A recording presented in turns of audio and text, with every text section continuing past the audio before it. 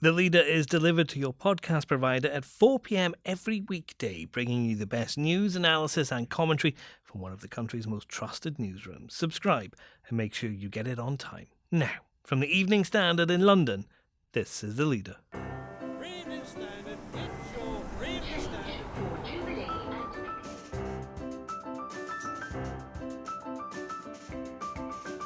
Hi, I'm David Marsland. The US has killed one of Iran's top generals. Now what? There's a suggestion that there may be cyber attacks, there may be terror attacks. There is also a suggestion that allies of the United States could be in some danger. We speak to our US correspondent David Gardner as the world waits to see how Iran responds and whether President Trump has a plan. Also, very young people who've hardly started their lives have those lives brought to an end. The Standard's Home Affairs editor Martin Bentham has met Police Commissioner Cressida writes for the paper to announce more police will patrol London's violent crime hotspots. And so they posted a 5.2% full price sales rise. Business reporter Joanna Burke on how Next is giving hope to the high street the day before London Men's Fashion Week begins.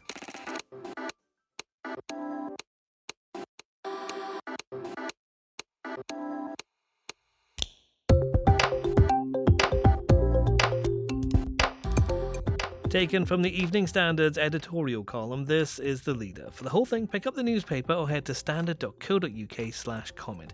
In a moment, Iran says it will take crushing revenge over the death of a top general. Does Donald Trump have a next move? Our president will start a war with Iran because he has absolutely no ability to negotiate. He's weak and he's ineffective. So the only way he figures that he's going to get reelected, and as sure as you're sitting there, is to start a war with Iran. Donald Trump in 2011 claiming Barack Obama would start a war with Iran to get re-elected. Last night, the man now in the White House and facing election this year ordered an airstrike in Baghdad, killing Iran's most powerful military leader, Qasem Soleimani.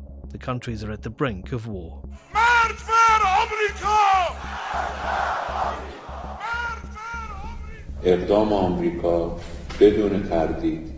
Iran's Foreign Minister Mohammad Javad Zarif appeared on state TV to say it was an act of terrorism, but our editorial column says it was a high-stakes gamble that might achieve results if there's a plan. General Soleimani, as the man behind both brutal repression of demonstrations within Iran and his country's aggressive expansionist activities in Syria, Lebanon and Iraq, has a vile record that should leave few mourning his demise. President Trump is not necessarily wrong to respond to the recent killing of an American contractor in a missile strike in Iraq, blamed on Iran. Previous attempts by Barack Obama to rein in Iran through a more conciliatory approach largely failed. The question, however, as so often with President Trump, is does he have a strategy? Eliminating a hated figure is eye-catching, but has he an effective long-term plan for dealing with Iran? The world waits to see.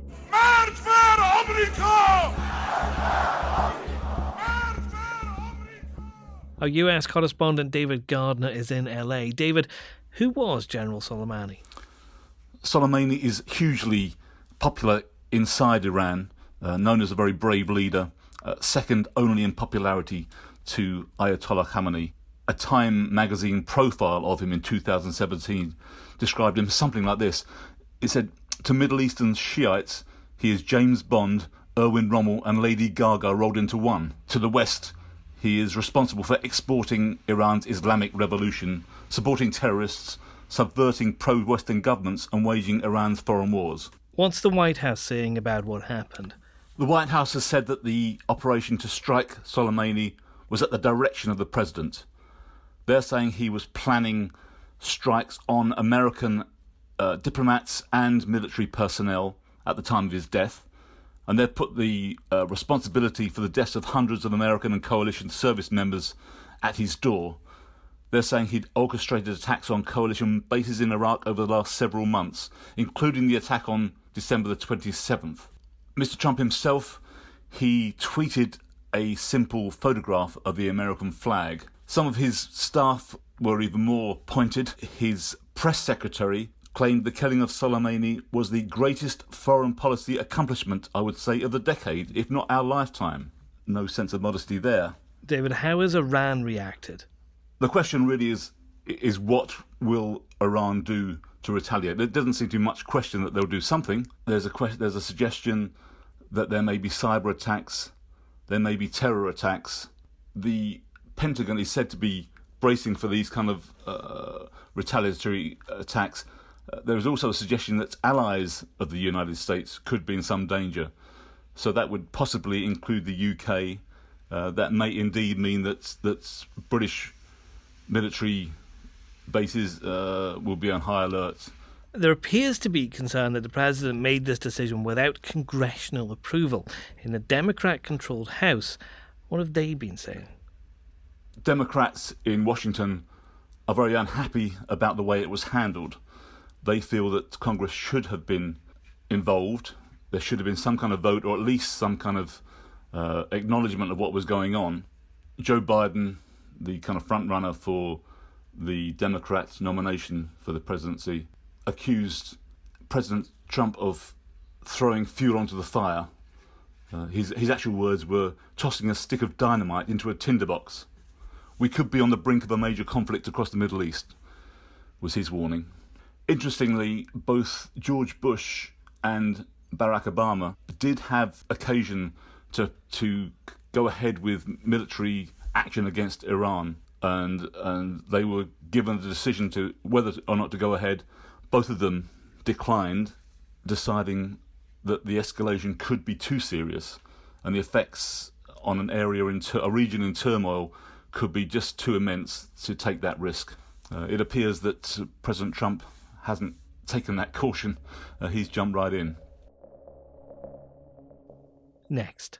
The Commissioner says that she met mothers of 11 children who've been killed. She wants to ensure that there are far fewer of those mothers that she has to meet in the future. Home Affairs editor Martin Bentham looks at Met Commissioner Cressida Dick's article in The Standard outlining her efforts to tackle violent crime in London. You can read it in the paper or at standard.co.uk.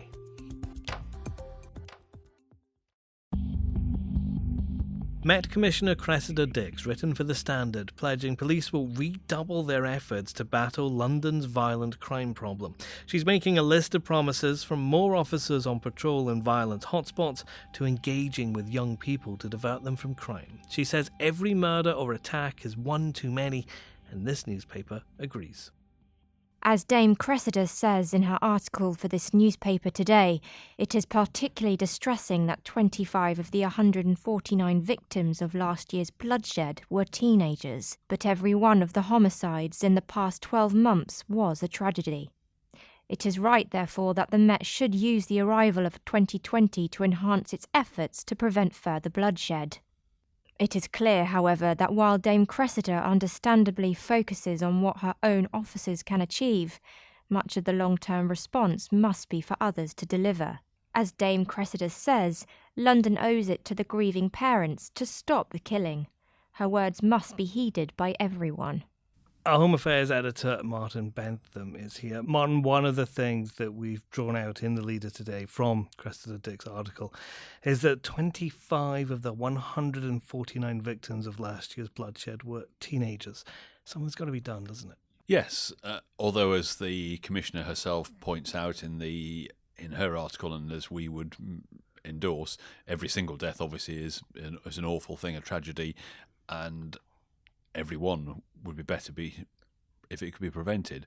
It is particularly upsetting, obviously, when very young people who've hardly started their lives have those lives brought to an end, and particularly when you see the dreadful fashion in which some of this happens, people being hunted down, brutally attacked, in a way that's sort of almost incomprehensible to most people. I think that some complete lack of regard for life, and indeed the consequences of the people who are carrying out those killings.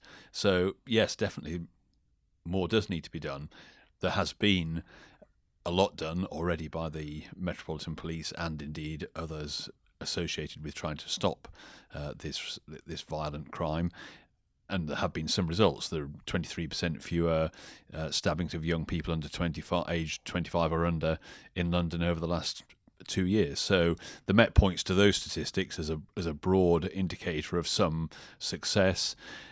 But clearly, as they are the first to admit, and the Commissioner is first to admit today, it's still not enough because, unfortunately, still too many people are dying. Cressida Dick has written about what the police can do and what the police are doing. More officers, more targeting of known knife carriers, more work inside schools.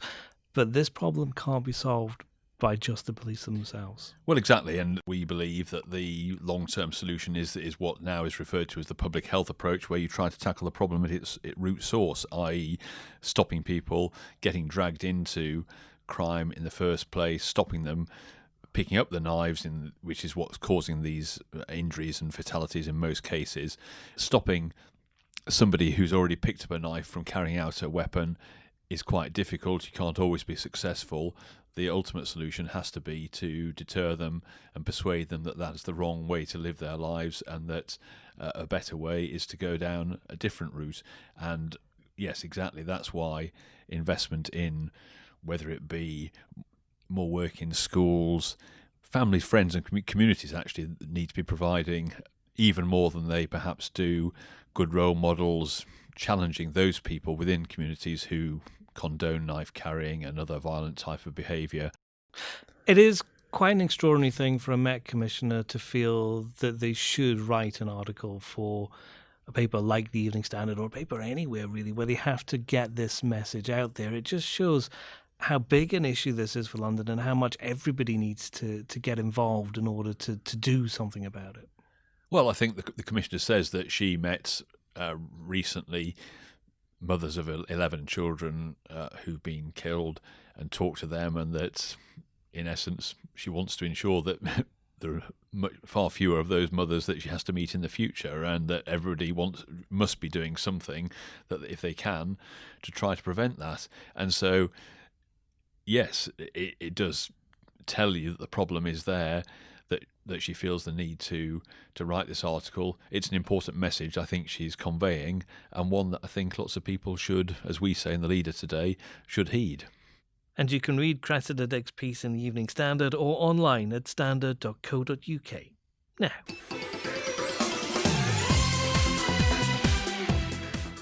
London Men's Fashion Week starts at the weekend, and just ahead of it, one of the country's biggest fashion retailers has given the sector a bit of a confidence boost. Next is striding into the new year off the back of a 5.2% rise in sales. Our business reporter Joanna Burke's covering the story, and Joanna, this is a bit of a surprise, isn't it? Yeah, I think for the city today, it's a pleasant surprise. January is often next is the first of the big retailers to report Christmas trading. So in the coming weeks, we've got all the big supermarkets reporting. We've got John Lewis. We've got some of the fashion guys. So today, Next gave us a nice pleasant surprise, upping profit and sales guidance for the upcoming financial year. And that was on the back of really good Christmas trading. Can that be continued as all those other companies make their announcements? This is what the market is going to be watching closely. So I think let's not get carried away. Delving into Next numbers for the trading at Christmas. So they posted a 5.2% full price sales rise, and that's from October 27th to December 28th. But if you grin down into those numbers, you can see that most of that sales growth came from online. So Next have been doing very well online. They had a dip in sales in their stores, but that was better than they had expected that dip to be, if that makes sense. And I think looking at the rest of the companies to follow, you know, there's optimism, but let's not get carried away. A nice little surprise ahead of Men's Fashion Week in London, though, isn't it? It'll put a spring in a step of a few models going down the catwalk. Yeah, I think so. Let's bring it back to Next. So fashion, you know, they're a fashion retailer. I spoke to their chief executive, Lord Wolfson, this morning. Big sellers for them were jumpers, jackets, boots. Part of that was partly to do with the cold November. However, you know, I think there's no harm in having a bit of sentiment going to Men's Fashion Week. We've got new stats out this week which showed in the West End, since Christmas there's been an uplift in footfall in the West End, only marginal, but it's encouraging to know there's floods of international tourists and Brits in town. Of course, all the attention will be on all the photographers and all the fashion, but the fashion industry itself is really big for London. It's a really important part of the economy here. Yeah, I think for businesses in the fashion sector, we've had political turmoil, we've got Brexit. Despite that, we've got companies, including menswear labels, that have been opening shops in the last 12 months, investing into London. So these brands still see the capital as a gateway into the rest of Europe. They want stores on Bond Street. They want to be in the heart of the menswear land. So I think, this is a big chance for people to showcase, new designs and show, hopefully, that London is open for business. And that's The Leader. You can subscribe through your podcast provider, and we'd love you to give us a rating too. We're back on Monday at 4 p.m.